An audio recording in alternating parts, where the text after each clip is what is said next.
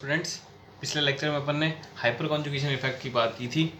अपन ने उसकी डेफिनेशन वगैरह सब कुछ देख लिया था। हाइपर कॉन्जुगेशन स्ट्रक्चर्स, मेन बात क्या थी कि हाइपर कॉन्जुगेशन शो कौन करता है और उसकी कंडीशन। तो चार स्पीसीज, चार सिस्टम बताए थे, carbocation, carbon free radical, alkene और एल्किल बेंजीन। ये चार ऑर्गेनिक के सिस्टम्स थे जिसमें अपन ने हाइपर कॉन्जुगेशन इफेक्ट चेक किया था। जब अपन ने हाइपर कॉन्जुगेशन इफेक्ट के कंडीशन की बात की थी तो कहा था अल्फा हाइड्रोजन होना चाहिए और साथ में कार्बन जो अल्फा है वो sp3 हाइब्रिडाइज होना चाहिए। सही है। अब इसमें जो नेक्स्ट चीज अपन पढ़ेंगे वो पढ़ेंगे एप्लीकेशंस ऑफ हाइपर कॉन्जुगेशन। लेकिन एप्लीकेशन ऑफ हाइपर कॉन्जुगेशन को देखने से पहले आपको अल्फा हाइड्रोजन कैलकुलेट करनी आनी चाहिए, क्योंकि अपन ने कल बात की थी कि जितनी ज़्यादा अल्फा हाइड्रोजन होगी उतनी ही ज़्यादा हाइपर कॉन्जुगेशन स्ट्रक्चर्स बनेगी और उस हाइपर कॉन्जुगेशन स्ट्रक्चर से ही आप उसकी दूसरी एप्लीकेशंस सॉल्व करोगे। तो आपको अल्फा हाइड्रोजन देखनी आनी चाहिए। तो अपन ने नेक्स्ट टॉपिक जो उठाया है वो पहले यही उठाया है, कैलकुलेशन ऑफ अल्फा हाइड्रोजन के मॉलिक्यूल में अल्फा हाइड्रोजन कैसे देखी जाती है। आई बात सुन में। चलो देखो, अपन ने चार सिस्टम्स की बात की थी, फटाफट उनको रिकॉल कर लेते हैं एक बार। अपन ने सबसे पहले बात की थी carbocation, carbon free radical. Third अपन ने लिया था एल्कीन और फोर्थ था ये अपना फेनिल। तो अपन ये कहा था कि कार्बोकेटाइन से डायरेक्टली जुड़ा हुआ कार्बन अल्फा कार्बन, और वो अगर sp3 होगा तो उसकी hydrogen alpha hydrogen. Free radical से डायरेक्टली जुड़ा हुआ कार्बन अल्फा कार्बन और उस पर अगर हाइड्रोजन होगी तो अल्फा हाइड्रोजन। सेम उसी तरह से एल्कीन से डायरेक्टली जुड़ा हुआ कार्बन अल्फा कार्बन और अगर sp3 होगा तो वो हाइड्रोजन भी अल्फा हाइड्रोजन हो जाएगी। और बेंजीन से डायरेक्टली जुड़ा हुआ कार्बन कौन सा होगा? अल्फा कार्बन होगा। और अगर sp3 हाइब्रिडाइज हुआ तो इसकी हाइड्रोजन भी क्या होगी? अल्फा हाइड्रोजन होगी। तो इस तरह से अपन मॉलिक्यूल में अल्फा हाइड्रोजन को पहचानेंगे। देखो पहला एग्जांपल है, ये मेरे पास कार्बोकेटाइन है। इस कार्बोकेटाइन से जितने भी कार्बन डायरेक्टली अटैच्ड हैं वो सारे अल्फा कार्बन होंगे। देखो कौन कौन से, एक ये रहा, एक ये रहा और एक ये रहा। ये तीन कार्बन हैं जो कि इस कार्बोकेटाइन से डायरेक्टली अटैच्ड हैं, तो ये होंगे आपके पास अल्फा कार्बन। अगर ये कार्बन sp3 हाइब्रिडाइज्ड हुए तो इन पे लगी हुई सारी हाइड्रोजन क्या होगी? अल्फा हाइड्रोजन होगी। तो देखो इसने भी कोई डबल बॉन्ड वगैरह नहीं बना रखा। sp3 दो दो हाइड्रोजन है ना इन सब के ऊपर, यानी 4 सिग्मा बॉन्ड बना रखे हैं और 4 सिग्मा बॉन्ड के साथ हाइब्रिडेशन क्या हो जाएगा? sp3, ये भी sp3, ये भी sp3, तीनों sp3 हैं। इसका मतलब इन पे लगी हुई हाइड्रोजन क्या होगी? Alpha hydrogen. दो यहाँ लगी हुई, दो यहाँ और दो यहाँ, टोटल हो गई आपके पास 6 अल्फा हाइड्रोजन। आई बात समझ में। नेक्स्ट एग्जांपल की बात करते हैं। इससे जुड़े हुए एक कार्बन, ये 3 कार्बन जुड़े हुए हैं इस कार्बोकेटाइन से और ये तीनों भी sp3 हाइब्रिडाइज्ड हैं, किसी तरह का कोई डबल और ट्रिपल बॉन्ड नहीं बना रखा, सारे सिंगल बॉन्ड है। इसका मतलब कार्बन कैसा होगा? sp3 hybridised. हाइड्रोजन काउंट करते हैं। देखो दो दो हाइड्रोजन तो यहाँ लगी हुई है क्योंकि दो दो कार्बन ने बॉन्ड बना रखे हैं, दो दो वैलेंसी इसकी खाली है। लेकिन इस कार्बन ने 3 ही बॉन्ड बना रखे हैं, इसका मतलब 3 हाइड्रोजन लगी होगी इसके ऊपर। 3 2 5 और 2 7, टोटल 7 अल्फा हाइड्रोजन प्रेजेंट है इस मॉलिक्यूल में। नेक्स्ट, ये रहा कार्बन, ये रहा कार्बन, कोई डबल बॉन्ड ट्रिपल बॉन्ड नहीं है। इसका मतलब ये है आपके पास sp3 हाइब्रिडाइज्ड। दो दो बॉन्ड तो बना रखे हैं, एक एक हाइड्रोजन हो जाएगी तो टोटल 2 अल्फा हाइड्रोजन आएगी इस मॉलिक्यूल के अंदर। नेक्स्ट एग्जांपल की बात करते हैं। ये लो भाई, ये 3 अल्फा कार्बन, यहाँ पे दो दो हाइड्रोजन लगी हुई है, जबकि यहाँ आपके पास 3 हाइड्रोजन लगी हुई है। तो 3 2 5 और 7 अल्फा हाइड्रोजन प्रेजेंट होगी यहाँ पर। नेक्स्ट, अब स्पीसीज आ गई फ्री रेडिकल। चीजें सेम रहेगी, फ्री रेडिकल, अब सिस्टम चेंज हो गया खाली। अब फ्री रेडिकल से डायरेक्टली अटैच कार्बन कौन सा होगा? अल्फा कार्बन होगा। तो देख लो भाई, एक ये रहा, डबल बॉन्ड ट्रिपल बॉन्ड नहीं है, sp3 हाइब्रिडाइज्ड है, एक वैलेंसी यहाँ हाइड्रोजन पूरी कर रही है और 3 hydrogen, total 4 alpha hydrogen present है इस मॉलिक्यूल के अंदर। आई बात समझ में? नेक्स्ट, कार्बोकेटाइन से एक ये रहा, एक ये रहा, sp3 है क्योंकि डबल बॉन्ड ट्रिपल बॉन्ड नहीं है, तो टोटल 3 अल्फा हाइड्रोजन प्रेजेंट है इस मॉलिक्यूल के अंदर।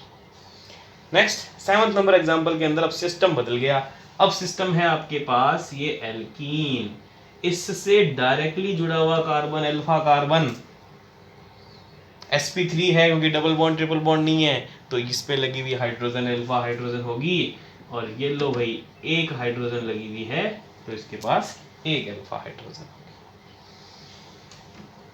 ये लो फिर एल्कीन आ गया सिस्टम, 4 कार्बन दिख रहे हैं इस बार मुझे इससे डायरेक्टली जुड़े हुए, और डबल बॉन्ड ट्रिपल बॉन्ड तो इन चारों में से किसी के पास भी नहीं है, इसका मतलब ये चारों sp3 हाइब्रिडाइज्ड हैं। तो देखो, दो हाइड्रोजन ये रही। अब ये जो 2 कार्बन हैं इन्होंने ऑलरेडी 4 बॉन्ड बना रखे हैं, यहाँ पर हाइड्रोजन है ही नहीं, तो काउंट भी नहीं होगी, तो टोटल 2 और 2 4 अल्फा हाइड्रोजन होगी इस कंपाउंड। फिर आपके पास कार्बोकेटाइन आ गया, देखो भाई 1 2 3, sp3 है, ये लो भाई 2 हाइड्रोजन यहाँ पर, 3 हाइड्रोजन यहाँ पर, 3 और 2 5 अल्फा हाइड्रोजन प्रेजेंट है इस मॉलिक्यूल में।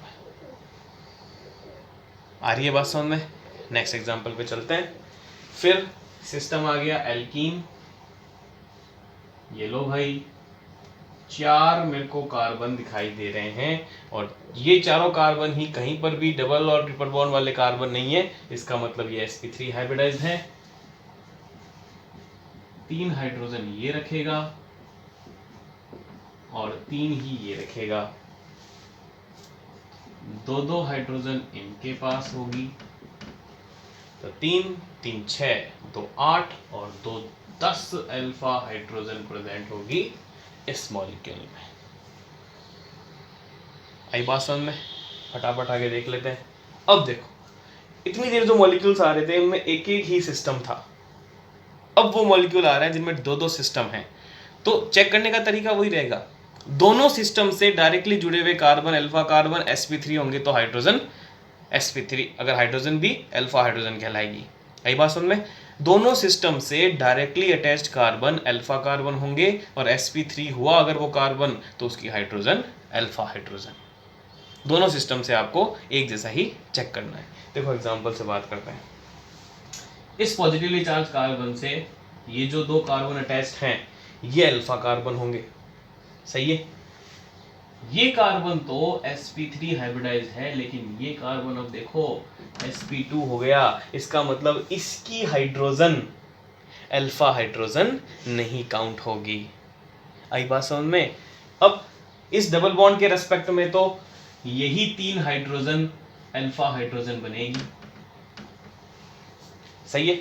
अब डबल बॉन्ड के रेस्पेक्ट में देख लेता हूं, तो देखो इस डबल बॉन्ड के रेस्पेक्ट में ये कार्बन अल्फा कार्बन है और ये पॉजिटिव वाला अल्फा कार्बन है। कार्बोकेटाइन होता है आपके पास sp2 हाइब्रिडाइज, इसका मतलब इसकी हाइड्रोजन तो अल्फा हाइड्रोजन नहीं होगी, लेकिन ये आपके पास sp3 हाइब्रिडाइज है, तो इसकी हाइड्रोजन अल्फा हाइड्रोजन में काउंट होगी। तो इस तरह से हर सिस्टम से डायरेक्टली अटैच्ड कार्बन की नेचर देख लो, directly attached carbon alpha carbon होगा, और अगर sp3 हाइब्रिडाइज हुआ तो उसकी हाइड्रोजन भी अल्फा हाइड्रोजन होगी, वरना नहीं होगी। तो 3 और 3 6, सिंपल सा डबल बॉन्ड दिखाई दे रहा है, ये लो सिस्टम डबल बॉन्ड, ये अल्फा कार्बन, ये अल्फा कार्बन, ये अल्फा कार्बन, डबल बॉन्ड या ट्रिपल बॉन्ड नहीं है इन कार्बन पे, यानी ये कार्बन डबल बॉन्ड और ट्रिपल बॉन्ड वाले नहीं हैं, इसका मतलब हाइब्रिडाइजेशन तो sp3 ही है। तो 3 3 हाइड्रोजन, 2 2 हाइड्रोजन, 3 2 5 और 2 7 अल्फा हाइड्रोजन। दो सिस्टम आ गए, पॉजिटिव के रेस्पेक्ट में ये अल्फा, ये डबल बॉन्ड वाला कार्बन sp2 और ये sp3। डबल बॉन्ड के रेस्पेक्ट में ये अल्फा और ये sp3 और ये पॉजिटिव वाला sp2। sp3 पे लगी हुई हाइड्रोजन ही काउंट होगी, इसका मतलब इसकी 2 हाइड्रोजन और इसकी 2 हाइड्रोजन, केवल यही 4 अल्फा हाइड्रोजन में काउंट होगी, sp2 वाली काउंट नहीं होगी। आई बात समझ में? नेक्स्ट वापस वही सिस्टम, एल्कीन के रेस्पेक्ट में ये 2 अल्फा, ये sp3, ये sp2। पॉजिटिव के रेस्पेक्ट में ये 2 अल्फा, ये sp2 और ये sp3। यहाँ एक हाइड्रोजन लगी हुई है और यहाँ पे भी एक हाइड्रोजन लगी हुई है, टोटल 2 अल्फा हाइड्रोजन आ जाएगी इस मॉलिक्यूल के अंदर। आई बात समझ में? तो इस तरह से आप मॉलिक्यूल्स में अल्फा हाइड्रोजन चेक करते हैं। अब एक बात दिमाग में आती है कि ये sp2 वाली हाइड्रोजन अल्फा हाइड्रोजन क्यों नहीं होती? तो देखो इसकी बात अपन वैसे तो आगे करेंगे, कॉन्जुगेशन हाइपर कॉन्जुगेशन के जो लेक्चर्स बचे हुए हैं उनमें ये बात आ जाएगी, फिर भी एक बार बता देता हूँ कि देखो हाइपर कॉन्जुगेशन शो करने के बाद हाइपर कॉन्जुगेशन स्ट्रक्चर बनानी पड़ती है जिसमें कार्बन हाइड्रोजन बॉन्ड का क्लीवेज होता है। अब अगर वो कार्बन sp2 होगा तो sp2 कार्बन और हाइड्रोजन की जो बॉन्ड स्ट्रेंथ होती है वो sp3 वाले से ज़्यादा होती है, यानी कि डबल बॉन्ड वाला जो कार्बन है उस पर लगी हुई हाइड्रोजन वाला बॉन्ड आसानी से नहीं टूटेगा, और आसानी से नहीं छूटेगा तो हाइपर कॉन्जुगेशन स्ट्रक्चर आसानी से नहीं बनेगी, और हाइपर कॉन्जुगेशन स्ट्रक्चर ही नहीं बन रही तो फिर उसको अल्फा हाइड्रोजन काउंट करने का कोई सवाल नहीं होता। तो इस तरह से अपन sp2 वाले को काम में नहीं लेते अल्फा हाइड्रोजन में, सिर्फ sp3 वाले को ही लेते हैं क्योंकि उसकी बॉन्ड एनर्जी कम होती है, sp2 वाले की बॉन्ड एनर्जी ज़्यादा होती है। बाकी इसके बारे में अपन डिटेल में बात करेंगे नेक्स्ट लेक्चर्स के अंदर। आई होप आपको वीडियो पसंद आया तो लाइक कीजिए, शेयर कीजिए और चैनल को सब्सक्राइब कीजिए।